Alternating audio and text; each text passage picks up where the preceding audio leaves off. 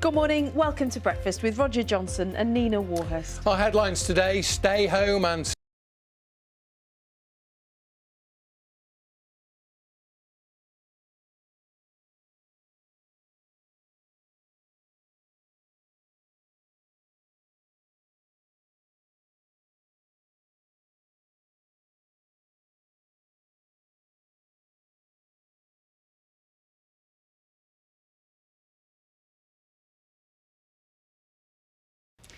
Nearly 30,000 people have signed a petition calling on the government to fly home thousands of British citizens currently stranded in India. some tourists say that they are struggling to get food and medicine after the country entered a 3-week lockdown on Monday.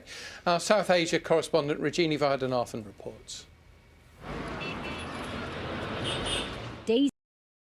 To boost the nation's mental health during the coronavirus pandemic. Yeah, the government's also giving mental health charities £5 million to expand their support services. Our royal correspondent Nicholas Witchell has the details. Family is immune to being affected by this, are they? No, not even the indeed. royals. We're going to talk more about this in a minute. It's just approaching 8:10. Let's get a quick check on the weather. Matt is with us. We had an email from someone. Now, London's Excel Centre should have been hosting a property investment conference and a wedding show this weekend.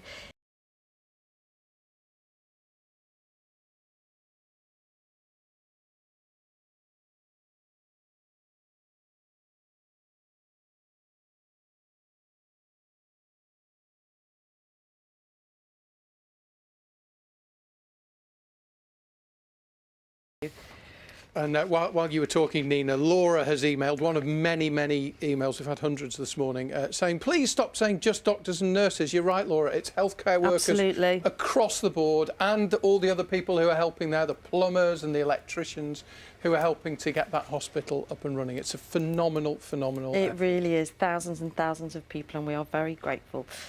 Now, people in Northern Ireland who leave their homes without good reason will face fines of up to £960 from today. Yes, as in the rest of the UK, valid reasons to go out include shopping for essential supplies, limited exercise and for key workers getting on with their work, of course. Well, our Northern Ireland correspondent Emma Vardy has been speaking to some of those whose jobs are now more important than ever. 8:28 now, 9 o'clock here on BBC One. The Andrew Marr Show is on. Andrew joins us now. Good morning, Andrew. Hello, this is Breakfast with Roger Johnson and Nina Warhurst. It is exactly 8:30. The clocks have gone forward an hour. It is 8:30. Let's give you a summary of this morning's main news. Things will get worse before they get better. That will be the message from the Prime Minister today as he writes to every house. Temporary leave from prison in Iran extended by 2 weeks. That's according to her husband. The British Iranian. There's not much actual sport being played, Holly, but plenty of news around it. Absolutely, Nina. I mean, there's literally nothing happening at all. I think the highlight of our day at the minute is finding out what athletes and footballers are doing on social media to keep themselves busy. But what a lot of people, including fans, of course, are asking now is when's it all going to start up again?